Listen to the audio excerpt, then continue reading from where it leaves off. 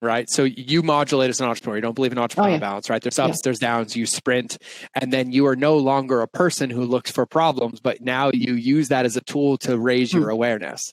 But as you've done that, you're not a marketer. You're not a problem solver. You're Liz Benny with this new awareness. How do you go practice and find new distinctions to sharpen that tool, I would say?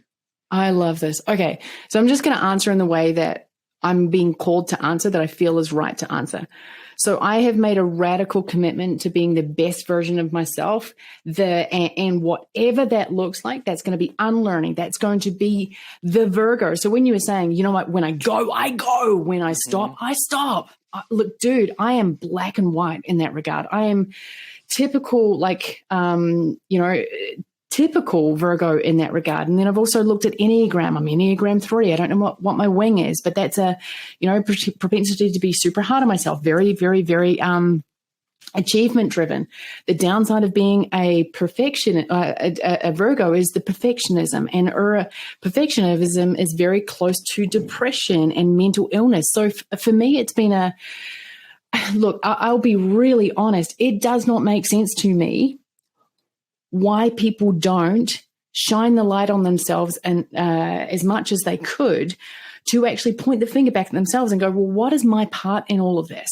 Yeah, I might be Virgo, which is great, but what are the downsides of that? And then how do I mitigate the downsides? Like, and I guess maybe this is some problem solving, some risk management of my character, because in some regards, like, my character sucks.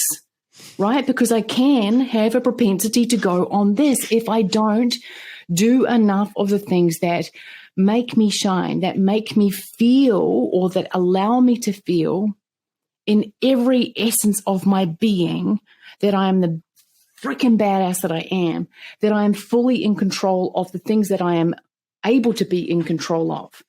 Right? So the things that I've learned to do is literally purposefully isolate myself mentally, spiritually, emotionally from everyone, including myself sometimes, and put myself in situations where I have to change.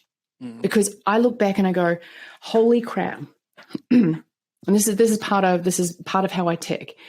I'm now 41. I'm dead soon. That's it. I'm 41, I'm dead soon. The world is, in a lot of regards, like, it's a hunk of shit right now. But let's not forget that it's also equally as beautifully joyous. 1000%. We can choose to focus on the hunk of shit and get wrapped up in the fear. We can do that all the time. But where is that going to get us? It's not going to get us anywhere in any way, shape, or form. And I'm like, well, look, I'm dead soon. I don't want to freaking live. And that is my big phrase at the moment. I want to live. And you might go, well, Liz, you're alive. No, that's not living. That's just surviving. If I looked back on my life, and if that was what I'd done for my whole entire life, if I have more of what I've done, I failed. If this is me, and I will actually say this, that part of my success was incredibly destructive. Yes. So what I mean by that is to suddenly pay my house off and to suddenly become debt free and to suddenly have a life that quote unquote normal people would dream for and only hope for at 65, 70 years of age because of how the system is set up.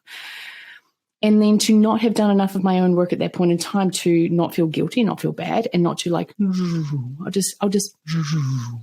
That's a really good sound effect, by the way. That's like fucking professional. You're welcome. I can do more. Yeah, no, that's a hidden talent I didn't know you had. There's plenty more where that came from.